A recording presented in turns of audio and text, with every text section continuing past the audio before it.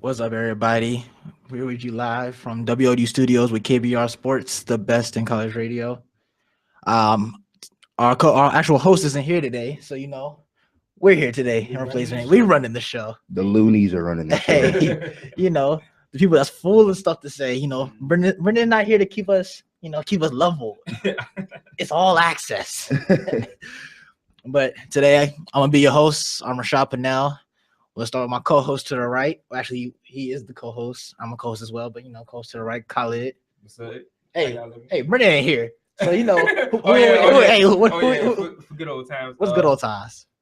It's Mr. 1201 over here, Hey, aka Young Lid, aka Mr. Khalid Lewis. And then my co-host to the left, the great Rudy Henderson. Number one Sebastian Telfair fan in the land. We are the Commanders now. I am your captain. Brendan, you shouldn't have done this.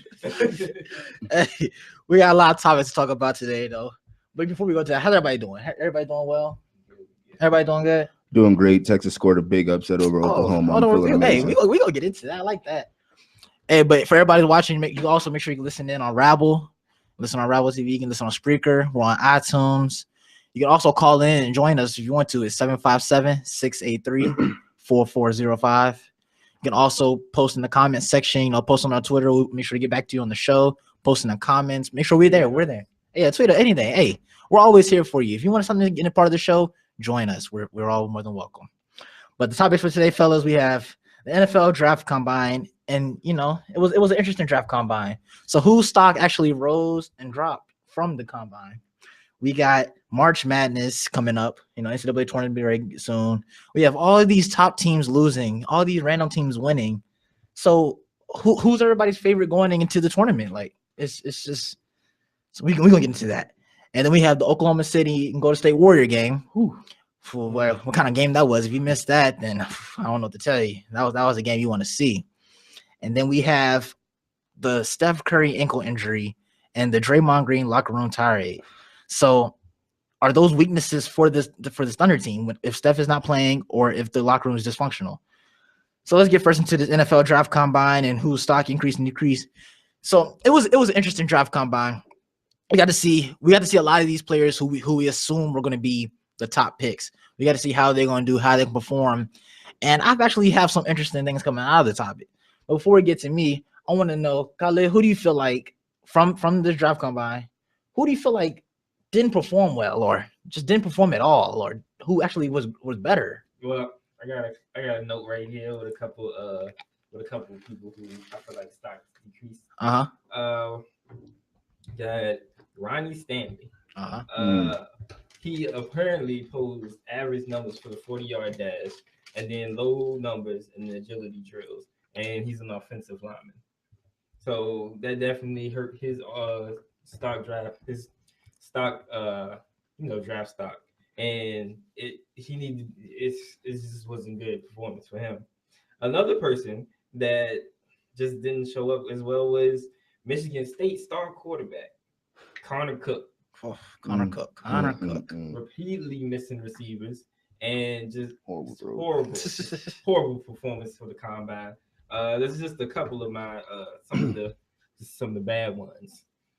Any good ones? Plenty of good ones actually. Surprisingly, my man's Darren Lee, a defensive lineman running 4.47 on the 40-yard dash, and on the broad jump he got an 11.1. 11 feet and wait. That's how you go. Well, 11 inches and 1 centimeter. I don't know how they do. We're gonna go with feet. Like I hope it's not inches. Yeah, I hope it's not inches. Nah, it's not it. And another one, of course, Jason Spriggs. He performed. They expected him to perform explosively, and he did his thing. Will Fuller, wide receiver, he did better than expected with ball and handle skills, and he got a 4.32 on the 40-yard dash, but didn't a 10.6 on the broad jump. So those are some of the great performances that were showcased this weekend. All right. What about you, Rudy? Who you got? Your winners and losers. All right. I'm going to start with some winners first. I'm going to go with Shaq Lawson from Clemson. putting down a 4.7 as a bigger defensive end. He's definitely a 4.3 defensive end, not a 3.4. Some of these new hybrid guys are, but with 22 sacks coming out of college, being able to put down that 4.7, that's real good for him. Leonard Floyd out of Georgia, he's a 3.4 outside linebacker now. He's got great size. We're talking 6'6", 250. Really long guy. He jumped I believe a 37.5 or a 39 in the vertical. He ran a 4.6, put up some really good numbers. But my biggest winner was actually wide receiver, and it was Josh Doxson. Josh Doxson, going into the draft, they had him with a second-round grade just because they didn't think he was fast. They thought he was going to run into the 4.6 range, wouldn't be able to jump. But you watch all of his tape, and the guy is as they were calling, a combat catcher. All his catches are contested over people and whatnot. He runs a 4.51, and he jumps close to 40 inches in the vert. So he was a huge winner to me. Losers, I'm going to have to go with Darunya Wilson. One, because of his name. Two, how would your mom name you Darunya? You're a wide receiver, and you ran a 4.9. He ran a 4.9. He's a 6'5" wide receiver, and his vertical jump was like a 28. Oh no! It was a horrible showing for him. No. He might have just jumped his way off of the draft board. we need that pro day. Quick. Mississippi State, I'm gonna need you to go get him with the best trainers you can, because that was horrible. And then one that may not be as popular to others, I was not thoroughly impressed with Joey Bosa. I did not think he showed himself to be the best player in the draft. You ran a 4.8. You're trying to sell yourself to the Tennessee Titans as a 3.4 outside linebacker. You got to run faster than a 4.8 if you want to be an outside linebacker. These tackles these days are running 4.8, so you don't want to get caught. Yeah. You don't want to get caught by Laramie Tunsil. I'm telling you, don't let them get them paws on you. See, now I agree with you on this Joey Bosa going down, because he's one of the people I felt like didn't perform well. Yeah, I'm not gonna say overrated, because I mean, when it goes with the combine, it isn't really dictate where you kind of go for the most part, because I mean your talent level shows where you go. Mm-hmm. But his combine, it was completely average for a number one player.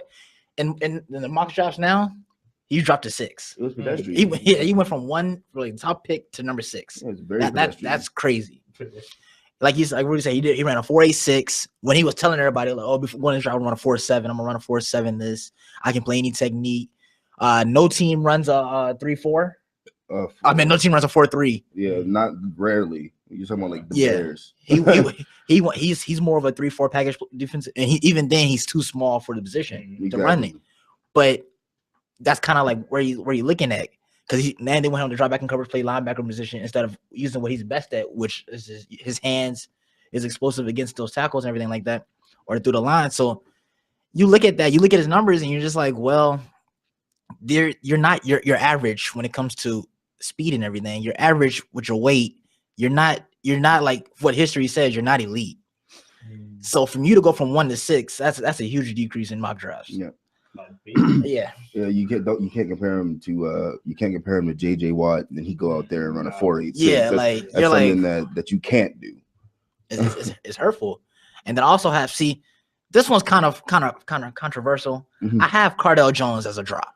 No, I agree with that. I do because he didn't get the throw. He didn't get the throw. His 40 time was okay. I mean, for an athletic quarterback, it was in. I was expecting more like a 4.7-ish range. Mm-hmm. He ran a 4.83 on his first one. Then he ran a 4.85 where he got injured at. And this is what his injury. He injured his hamstring.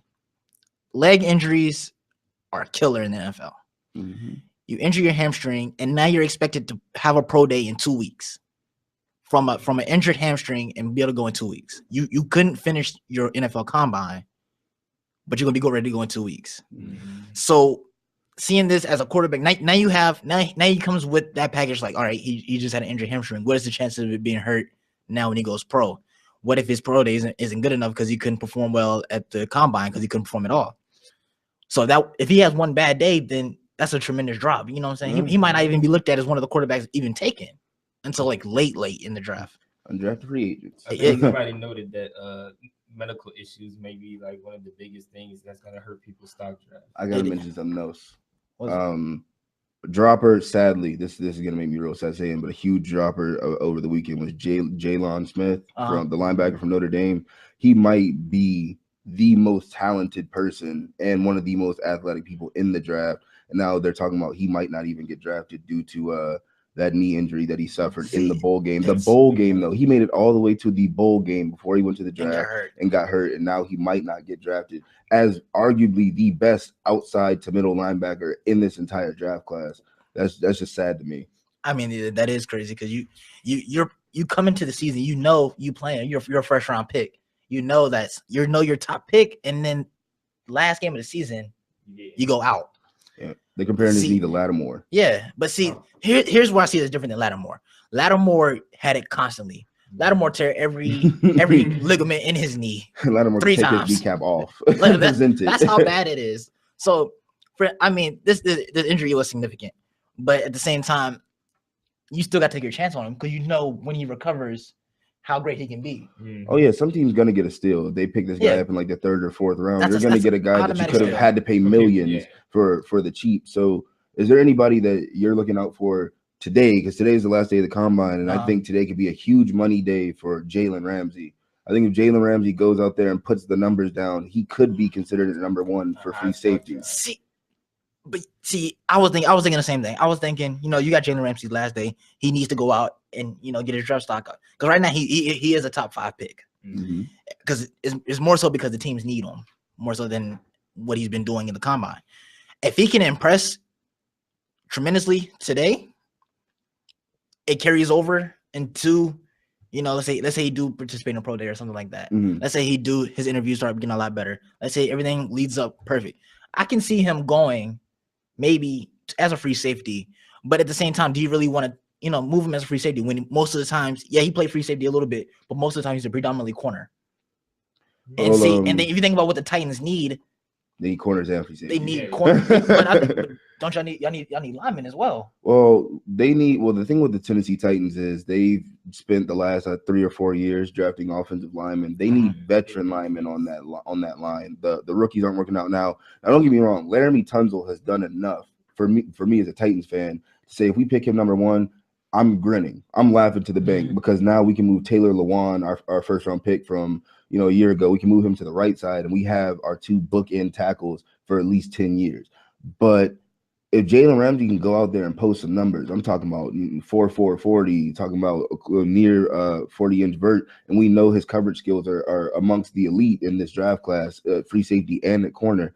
That is a huge position to need. That's where the Titans got burned arguably the most, was in that horrid secondary. Then they released Michael Griffin, who was their free safety. So now you have a gaping hole at free safety, and you could go into free agency and you could fix the offensive line through there and get Jalen Ramsey, or you could try and take a chance and try and sign an Eric Berry, who's probably going to get tagged if we're being honest, or a Reggie Nelson from the Browns, and then draft Laramie Tunsil, or hopefully trade it to the Cowboys.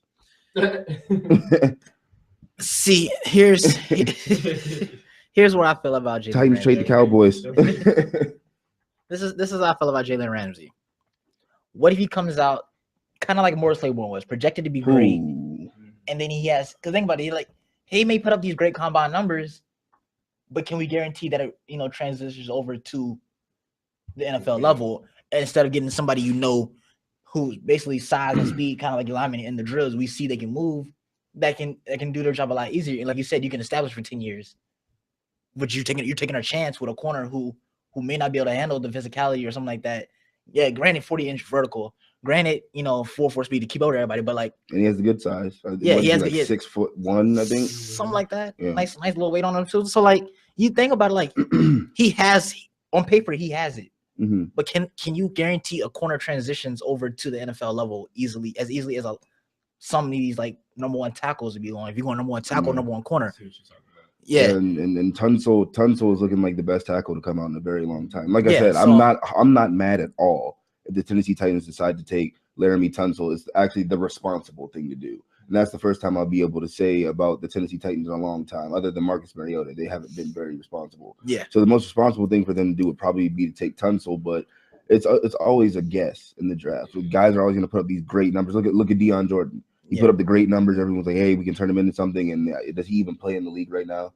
A guy that I feel like that this year is DeForest Bunker. the defensive tackle from Oregon. He is the classic adage of looks like Tarzan, swings like Jane. Yeah. He is not gonna be that great, but he has everything you would want for him to be great. And that's the problem with these first round picks is that you pick these guys based on what they could be. Yeah. Where when you get into the second, third, fourth, and fifth rounds, that's all actual talent. That's where you make your team. You make your team in rounds 2 through 5. Yep. You try to get your stars in round 1. Which more times leads to a bust. Yes, most of the time leads to a bust. All right, I agree. And then for my up player, because I never really said my up player. Mm-hmm. My up player is Ezekiel Elliott. Mm-hmm. And let me tell you why. He came in. Yeah, everybody's talking about Derrick Henry, talking about what Derrick Henry can do. Derrick Henry's size. Derrick Henry running a 4.5. But Ezekiel Elliott ran a 4.47. I think he's a lot more explosive than Derrick Henry. His hands are bigger than a lot of linemen. Mm-hmm. Majority of the linemen this year, his hands are bigger. This is his hand size compared to him and Henry. He has a 10 and 1/4 inch hand size. It's huge. Henry has 8 3/4. So that's significantly bigger. He also came in with 56 catches for the season. Derrick Henry had 11 for his career. Yeah, he didn't catch that many. So when you look at it, the way the NFL game is going now, a lot of people are starting to pass the ball more out the backfield. A lot of plays are starting to come out the backfield more than just handing the ball off.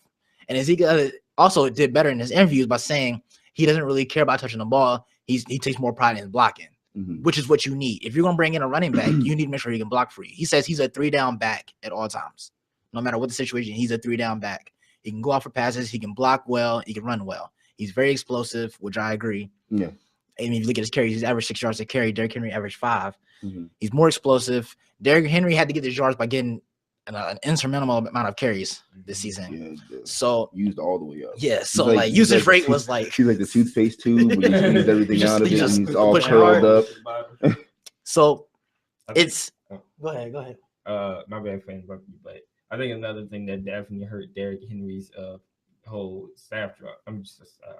draft stock was his poor 3-cone performance. It was definitely below average. Yeah, that's where you're like confused. Like he did some stuff well above average, great, and then he had some stuff that was like, But at the same time, all eyes were on Derrick Henry because Alabama running back, 6'3", 240, 247, which he was surprised he was at. He wanted to play 240, 242 range, so he came in overweight according to him. Technically, in the NFL, it's kind of what I'm saying. I mean, you're running a 4.5. You're 4.5. Right? You're running a 4.5, and you're 247. So I mean, there's no complaining there. See, and that's the thing that I'm going to give him a little bit of slack on now. No, don't get me wrong. I agree with you on Ezekiel Elliott. I think he proved that he is the best running back in this class. But Derrick Henry actually, because I was on the negative side of Derrick Henry. Yeah.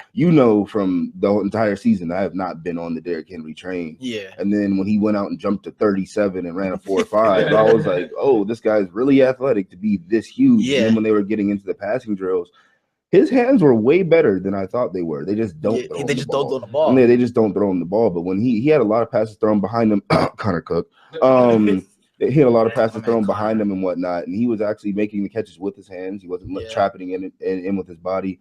But overall, the wide receiver class and the running back class has been very disappointing. Like the wide receiver class was really slow. If you watched it, like there was 2 4.3s and the rest was. Speaking of 4.3, with the 4.31, Keith Marshall. Oh, Keith Marshall went from maybe a 7th rounder to jump into at least like the 4th round. Like that's crazy. Like he's now in the talk with the top running backs now because of his 40 time. Like you're being compared to Chris Johnson now, and it's just crazy. But we got to move on.